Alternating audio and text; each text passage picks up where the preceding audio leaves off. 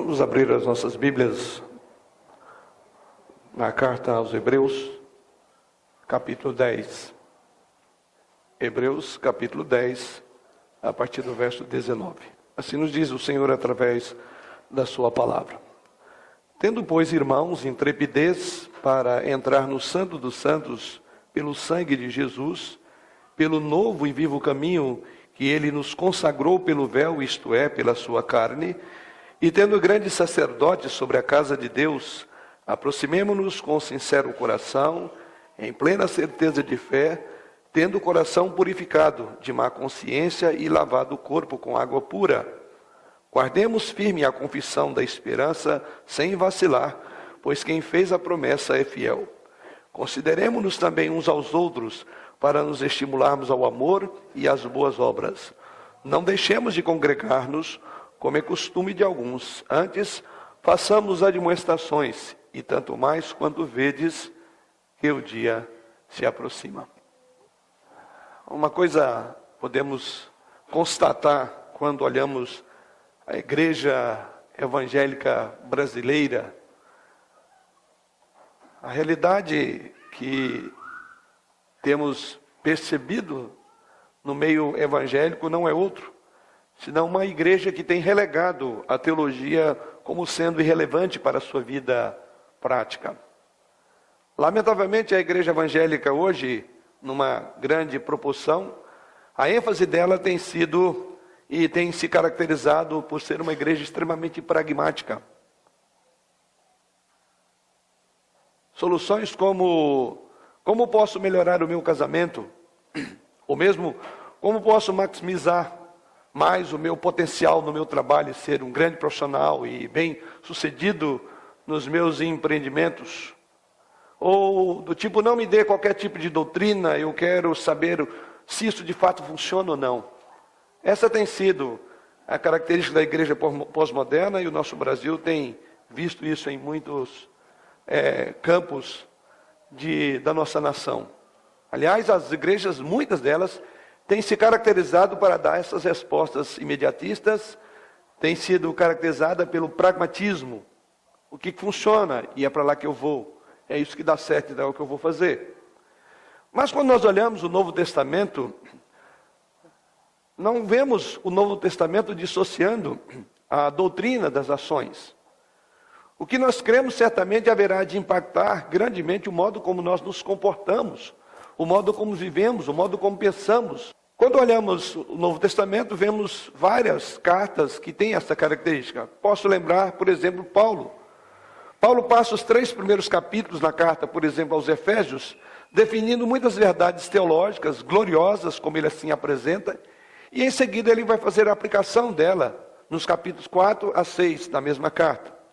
Ele faz essa mesma coisa quando aborda a doutrina na carta aos Romanos, e todo o compêndio teológico de doutrina ele esboça ali do capítulo 1 até o capítulo de número 11, antes de dar as instruções práticas que ele concentra no capítulo 12 daquela carta.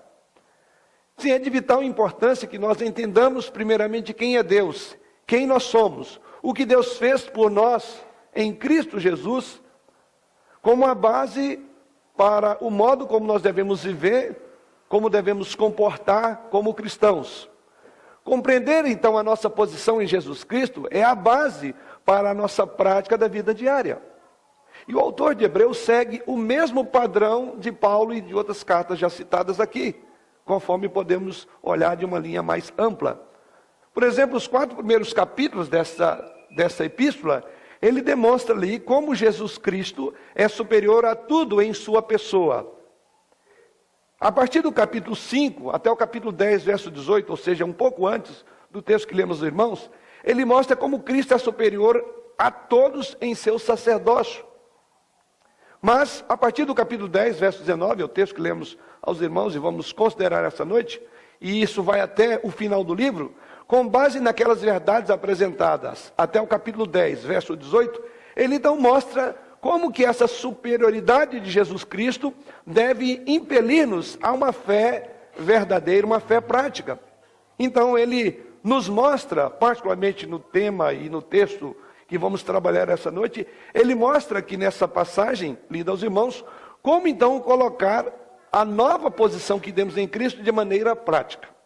E é exatamente esse o nosso tema, colocando a nossa posição em Cristo na prática. E assim, a estrutura do texto que lemos aos irmãos, eu vou apresentá-la e depois vamos desenvolver. E como é que o autor da Carta aos Hebreus faz isso? Então ele diz que por causa dessa nova posição que nós temos em Jesus Cristo, nós devemos então aproximar de Deus com fé, tendo uma fé firme, uma convicção da nossa esperança, ter consideração de uns para com os outros e estimularmos ao amor e às boas obras. Então nos versículos de 19 a 21, ele resume o que chamamos de a nossa posição em Cristo. E ele resume esta posição em duas verdades vitais que vamos considerar essa noite. E a segunda parte desse trecho, que compreende os versículos 22 a 25, ele mostra então como essa posição em Cristo deve afetar o viver prático. Então aqui temos a estrutura do que vamos considerar essa noite. Primeiramente, a nossa posição em Cristo, vista em duas verdades essenciais.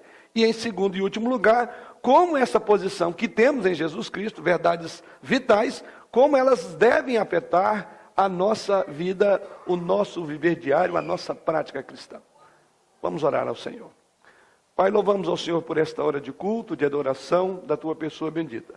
Principalmente no momento que nos dás o grande privilégio de comparecer diante da Tua face e ouvir os Teus ensinos.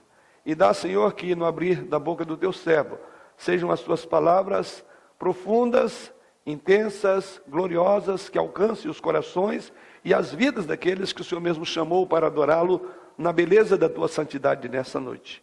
E à medida que assim fomos ouvindo a Tua palavra, que ela vá produzindo e transformando também os corações nossos, como Teus filhos. Assim oramos em Jesus. Amém. Vamos ver então essas duas estruturas. Primeiramente, a nossa posição em Cristo. Temos um novo relacionamento com Deus, diz o autor da Carta aos Hebreus. E esse relacionamento com Deus dá-se a partir e tão somente de Jesus Cristo. Isso vemos aí nos versículos 19 a 21. Então no verso 19 ele diz: tendo pois, ó amados, ou tendo pois irmãos, intrepidez para entrar no Santo dos Santos, pelo sangue de Jesus. Então a primeira verdade extraordinária que ele aborda aqui, a verdade fundamental, é o fato de que agora temos uma confiança para entrar no Santo dos Santos. E a razão de ter essa confiança, essa ousadia, como ele assim vai afirmar em outro capítulo, e aliás foi citado até na leitura feita anteriormente pelo dirigente da liturgia, que é o capítulo 4, verso 16, onde ali o autor diz: acheguemo-nos, portanto, confiadamente, junto ao trono da graça, a fim de recebermos misericórdia e acharmos graça para socorro em ocasião oportuna. E esta é a primeira verdade que o relacionamento com Cristo nos remete. É o fato de que agora podemos ter ousadia, ou para ficarmos com a expressão do texto em consideração, é ter confiança para entrar no lugar santo. E isto porque devemos ter, ele diz, por causa do sangue de Jesus. Somente o sumo sacerdote poderia entrar ali naquele lugar. E isso ele fazia uma vez apenas ao ano. Ele era bloqueado de todos os fiéis, esse santo dos santos, esse local onde somente o sumo sacerdote, não só dos fiéis, mas também dos sacerdotes, por um véu extremamente espesso. E o autor usa aqui esta metáfora para representar a maneira como alguma coisa bloqueava o nosso acesso a Deus. Era naturalmente na concepção do judeu, era um conceito extremamente radical pensar em ir à própria presença de Deus, e muito menos fazê-lo com confiança, como diz o texto. Então, observe que esta proposição aqui, esse encorajamento que nos é apresentado, ele certamente impactava profundamente a mente judaica, que estava acostumado com o sistema de ritual do Antigo Testamento, onde o sumo sacerdote entrava uma única vez ao ano para para fazer remissão de pecados, ou apresentar o culto em nome e em favor do povo. E agora o autor da carta aos Hebreus diz, tendo em vista tudo o que foi dito, e aí entra a conexão, esse tendo pois, do versículo 19, ele está conectando agora com toda a teologia que ele abordou até aqui, a segurança e a base que o sacrifício de Cristo oferece para os fiéis, e ele diz agora, tendo isto em mente, agora podemos, com intrepidez, entrar no local que anteriormente não se ousava nem pensar de chegar lá. E ele disse, agora nós temos essa verdade, e temos esta confiança, fazemos com confiança. E por que podemos fazer? A base dessa confiança não tem nada a ver com os adoradores em si, não tem nada a ver com nós mesmos, pelo contrário, ele diz aí, é pelo sangue de Jesus Cristo, como também podemos ver isso lá no capítulo 9, onde o autor enfatiza a grande importância do sangue de Cristo para o perdão dos pecados. Hebreus capítulo 9, verso 22. O seu sangue derramado satisfez a plena justiça imposta por Deus sobre o nosso pecado. Assim, não nos aproximamos de Deus com as nossas boas obras, se julgamos tê-lo, ou aqueles que julgam tê-las, nem qualquer mérito que porventura você julgue ter, mas apenas, diz o texto aí, pelo mérito do sangue de Jesus Cristo. Então o nome de Jesus Cristo aqui enfatiza a sua humildade, ou a sua humanidade, melhor dizendo, e o fato de que esse sangue, que ele expiou, através dele expiou os pecados, de uma forma completa e cabal, que nem mesmo sacrifícios que prefiguravam o grande sacrifício poderia fazê-lo. Isso ele diz na própria carta, no capítulo 10, no verso de número 4. Ele diz, porque é impossível que o sangue de touros e de bodes remova pecado. Então veja que grande transição, que grande encorajamento vemos, né? Aqueles animais que eram sacrificados no Antigo Testamento, prefigurando a obra de Jesus Cristo, ele diz que eles não tinham um valor intrínseco em si que pudesse realmente aplacar a ira de Deus. E é por isso que ele diz que aqueles sacrifícios, era impossível que aquele sangue derramado em todo o Antigo Testamento de bode, de ovelhas, de touros, pudesse remover pecado. Aí vem a conexão.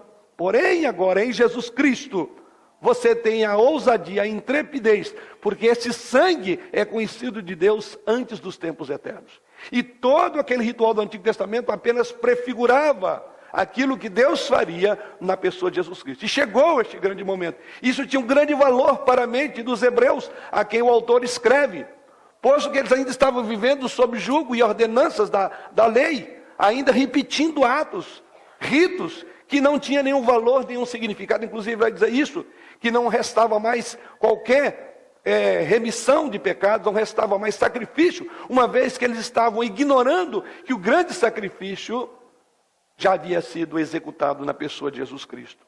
No verso de número 20, o autor diz que este sangue de Jesus Cristo que nos torna ousados, que podemos ter a intrepidez para entrar naquele local onde jamais imaginava-se chegar. Agora ele diz que esse sangue é pelo novo e vivo caminho. A palavra, o autor discorre sobre esta forma de aproximação de Deus, e ele chama essa aproximação de um novo e vivo caminho que ele nos consagrou pelo véu, isto é, verso de número 20, pela sua carne. A palavra novo aqui vem de uma palavra grega no original que significa recém-morto.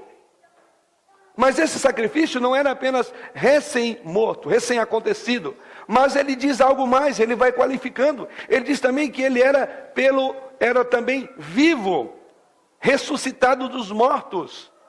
Ou seja, esta nova forma não é só viva porque Jesus vive, mas também porque ele dá a vida espiritual a nós. O início da salvação, da regeneração, o que significa que o poder de Deus que opera em nós, nos trouxe da morte espiritual, conforme diz Paulo em Efésios, para a vida em Jesus Cristo. Então agora é um caminho novo, é vivo, contrário das vítimas que eram imoladas e oferecidas mortas. Mas Jesus vive e ressuscitou. Assim é a nossa esperança, assim é a nossa crença. E é assim que nós podemos cultuar a Deus. Por isso que o nosso culto é um culto vivo.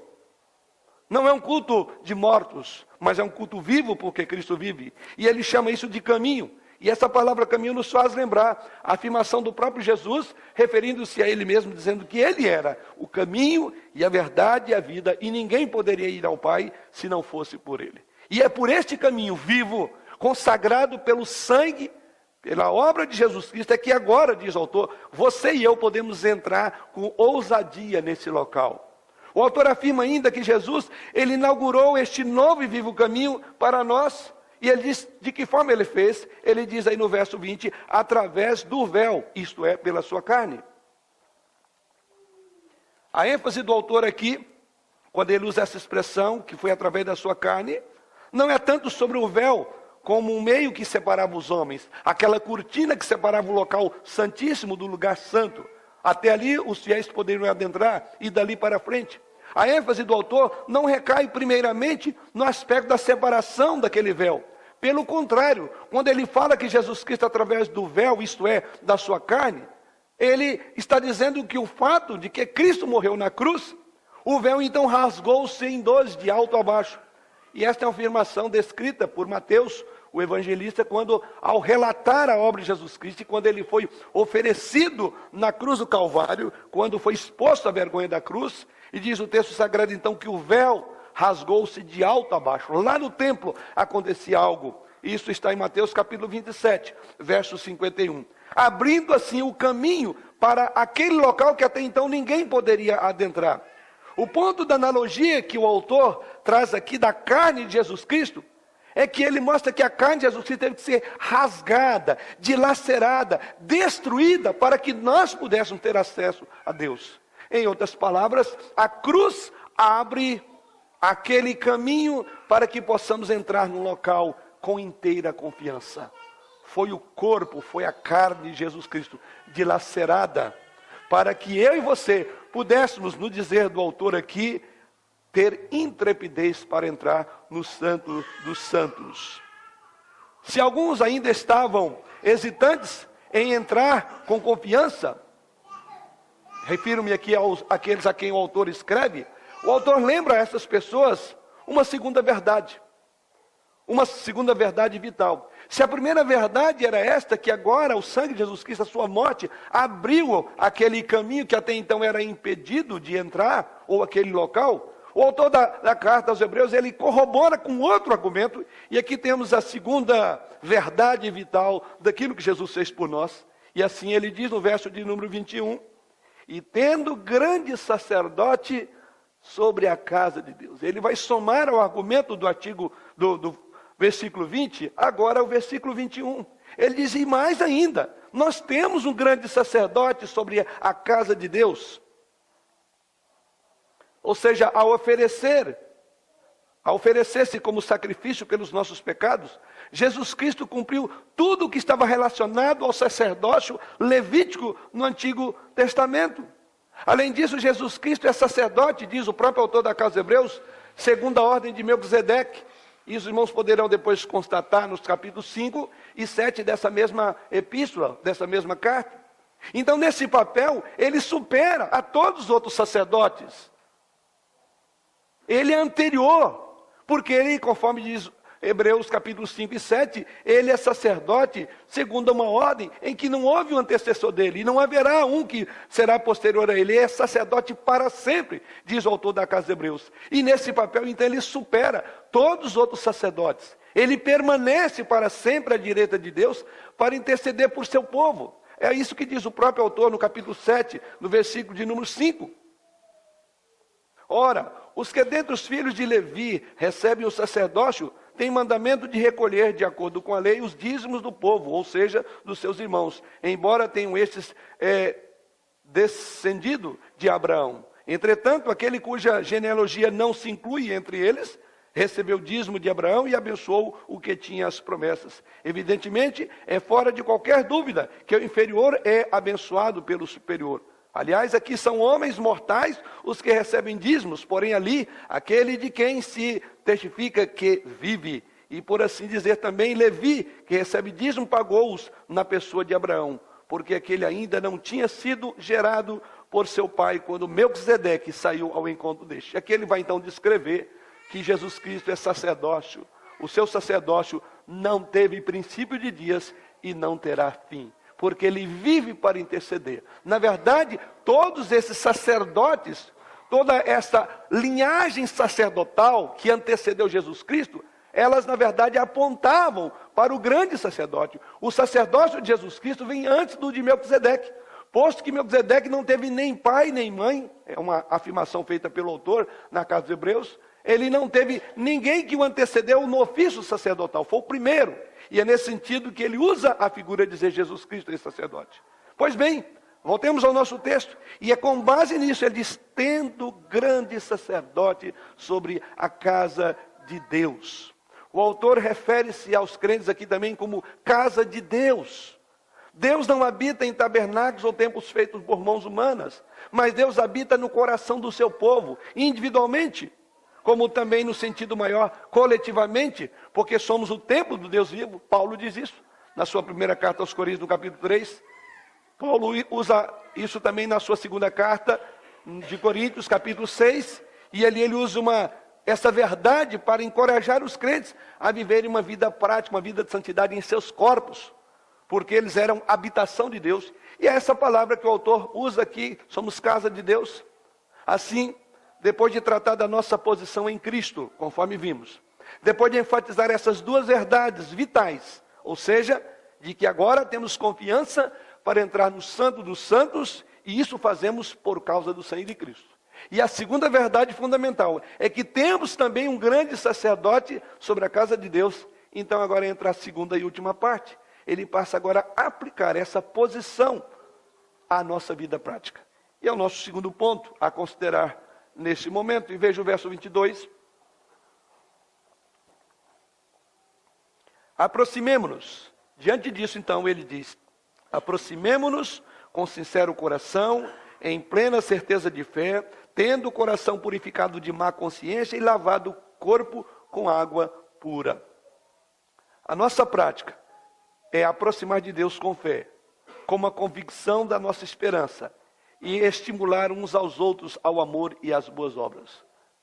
Na verdade, quando nós olhamos essa tríade aqui de virtudes cristãs, ou seja, fé, esperança e amor, o autor não é a primeira vez que cita essa tríade. Se os irmãos puderem depois observar, verão que lá no capítulo 9, os versos de 9 a 12, o autor já reúne essas três virtudes cristãs, fé, esperança e amor. Então, ele novamente faz isso aqui, ele traz novamente essa ideia.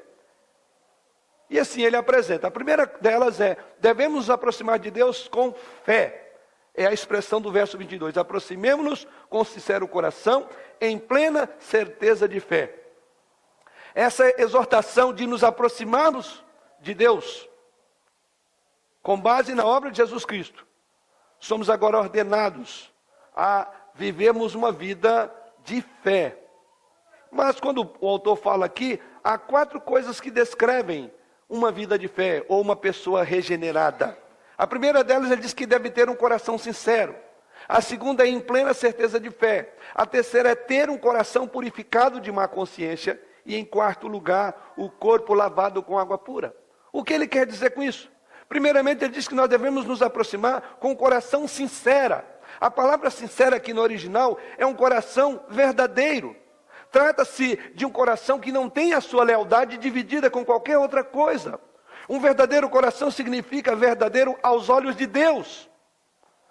Não há nenhuma hipocrisia, apresentando-nos como bons e honestos diante dos homens, quando na verdade escondemos pecado em nosso coração.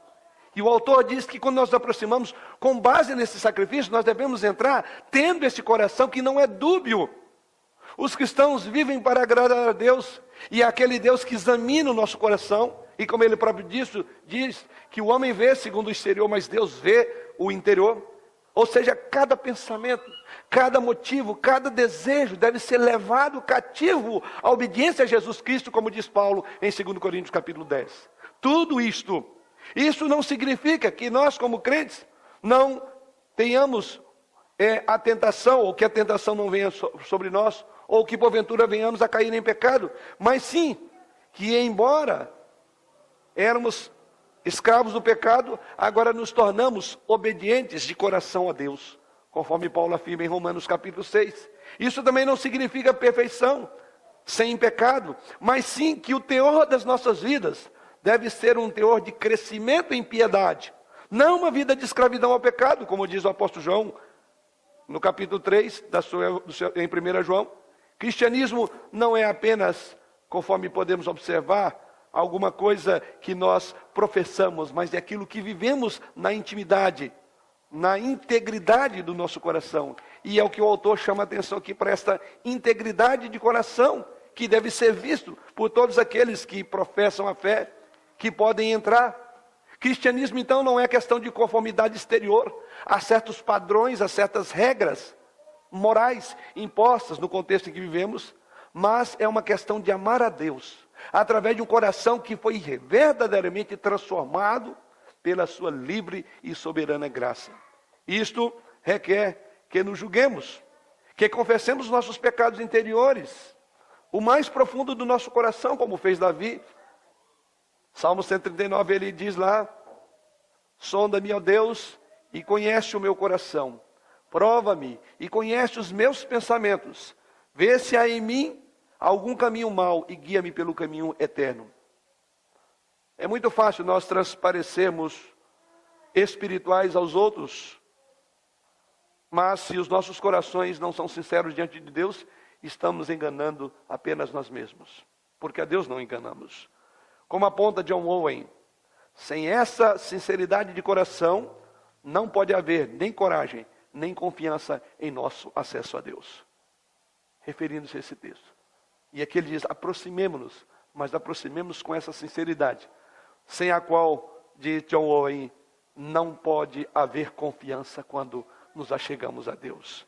Mas ele diz algo mais.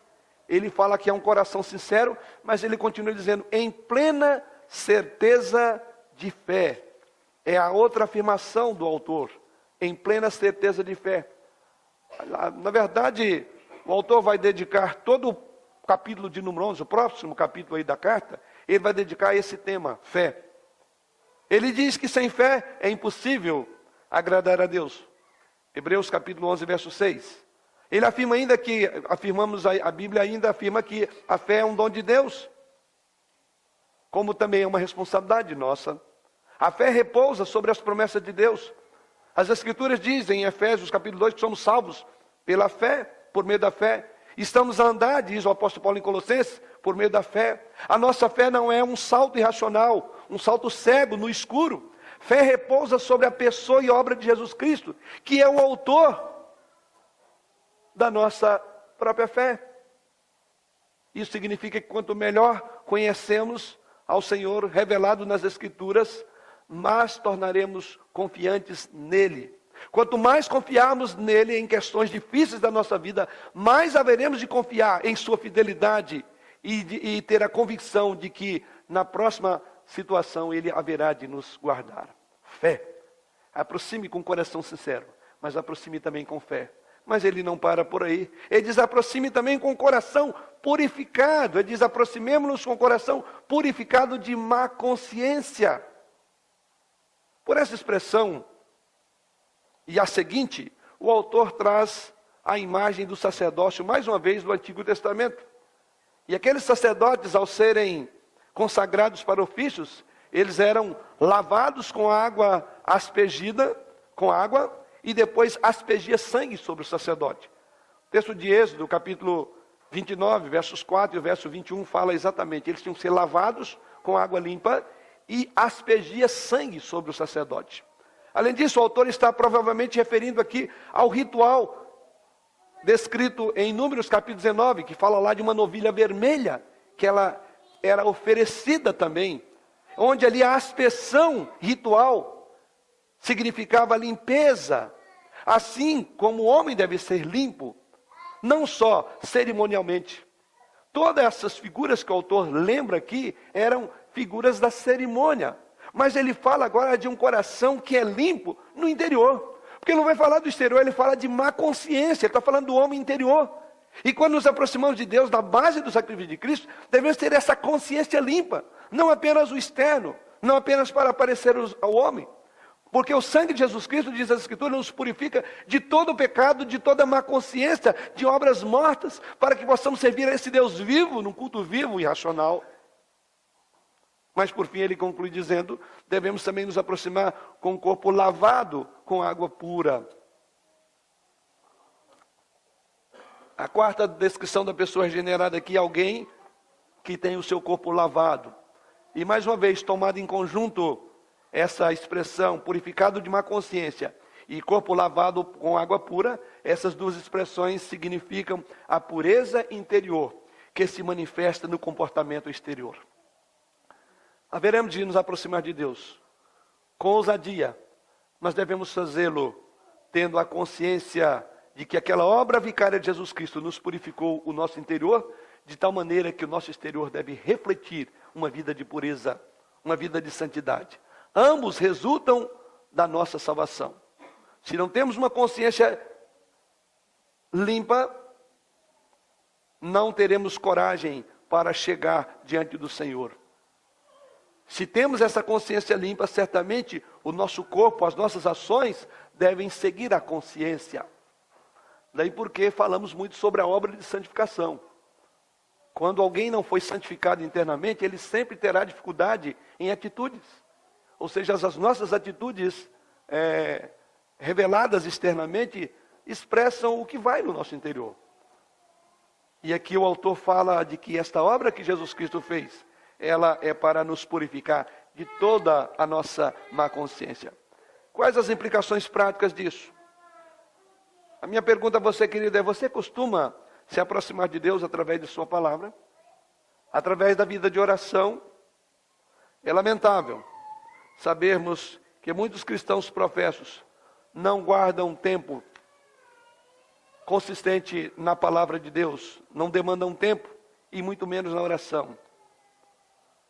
Sua única ingestão, ou a única ingestão de muitos crentes da palavra, é quando eles vão à igreja no domingo. E quando vão. A única vez que oram é quando estão em uma crise. Aproximar-se é realmente a mesma coisa que buscar ao Senhor. E aliás, não faltam advertências bíblicas, ou encorajamentos, ou convites desse, para que busquemos ao Senhor enquanto podemos encontrar. Aliás, a palavra hebraica traduzida por buscar ao Senhor, significa literalmente pisotear um caminho. A ideia era que a ideia transmitida em pisotear por buscar, é que se você procura com frequência o seu vizinho, o caminho entre a sua casa e a casa dele ficará pisoteado.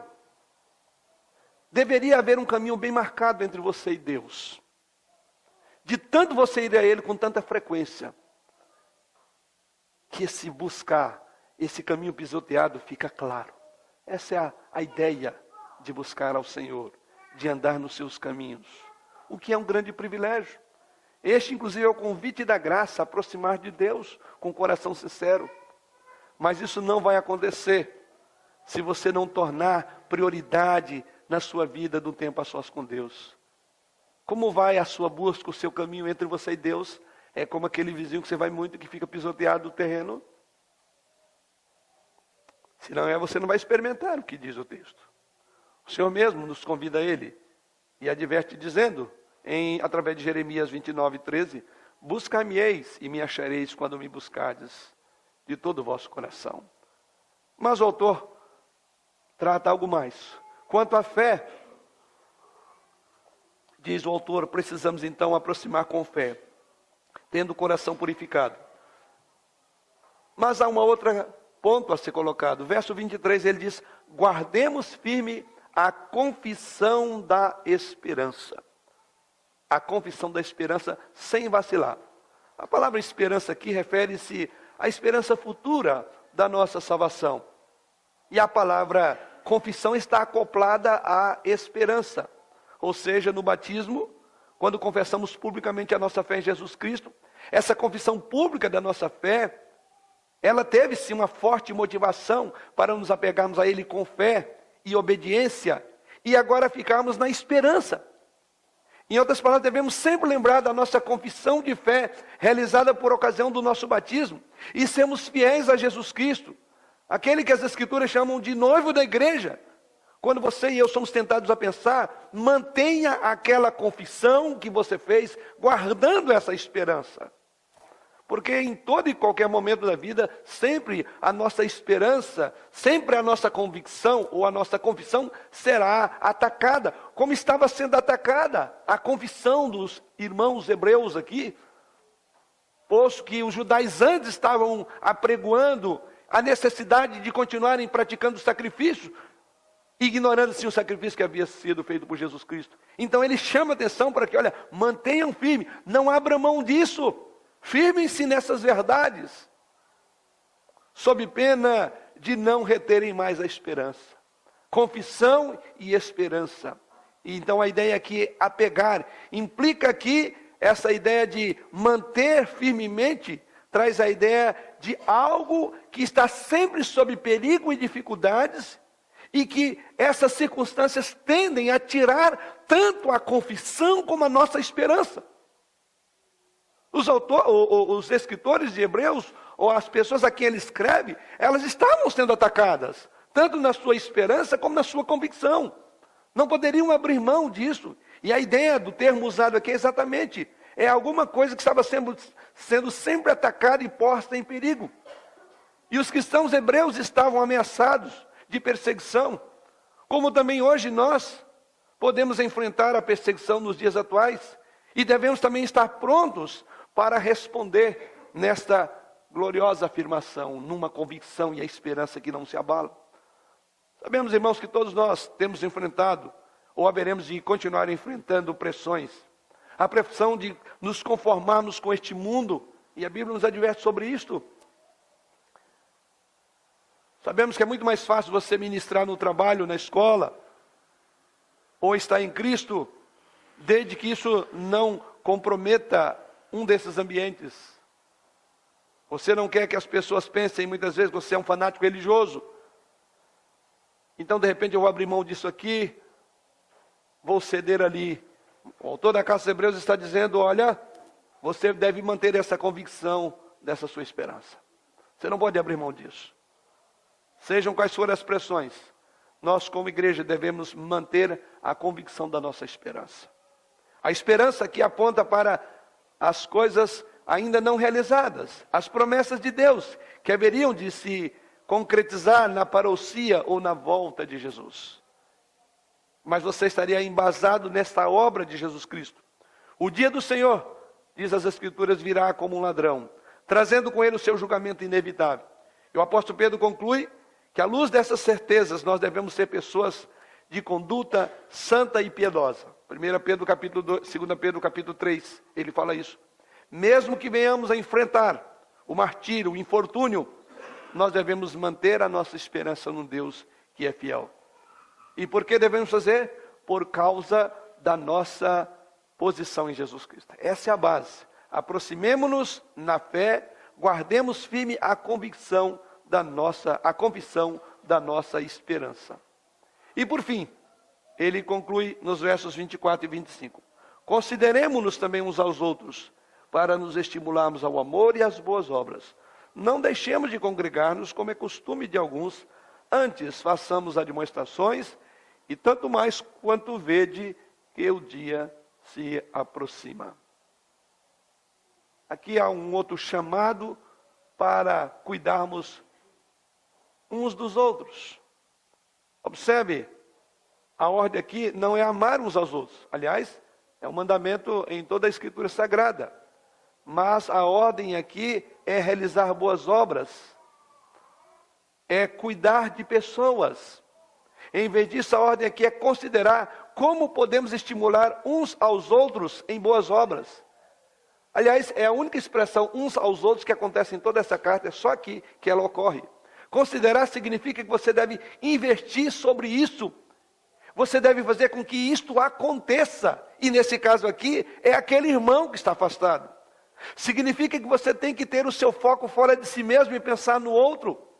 O que esta pessoa precisa? Como eu devo ajudá-la para fazê-la crescer em amor e boas obras? É exatamente para este foco, é este o olhar que o autor da Carta aos Hebreus diz que a obra de Jesus Cristo deve nos estimular, que deve nos conduzir a estimular aqueles mais fracos. O contexto em que essa provocação ao amor e às boas obras ocorre é quando nós nos reunimos Aliás, a palavra estimular aqui, ela é usada muitas vezes com uma conotação negativa. A ideia aqui é de provocar no texto. Aqui o autor pode estar usando de forma até irônica para chamar a nossa atenção. Ou seja, ao invés de provocar alguém, provocar o seu amigo a uma raiva, pense como provocar ao amor. A mesma força que você teria para provocar a raiva, essa mesma intensidade, use para provocar essa pessoa a ela gerar essas boas obras, diz o autor. E qual é o contexto em que nós provocamos uns aos outros ao amor e à boa obra? O contexto é que isso ocorre no campo da irmandade. É na nossa reunião. Não deixemos de congregar-nos. Então, as nossas reuniões de quintas, de sextas-feiras, de domingo de manhã, de sábados, são provocações a isto, para chegarmos aqui à visão do autor. São momentos de encorajamento. É o que mais precisamos, ser encorajados. Por isso, deixar de vir à igreja, você perde aqueles momentos de ser encorajado, de ser desafiado, de ser provocado ao amor e às boas obras.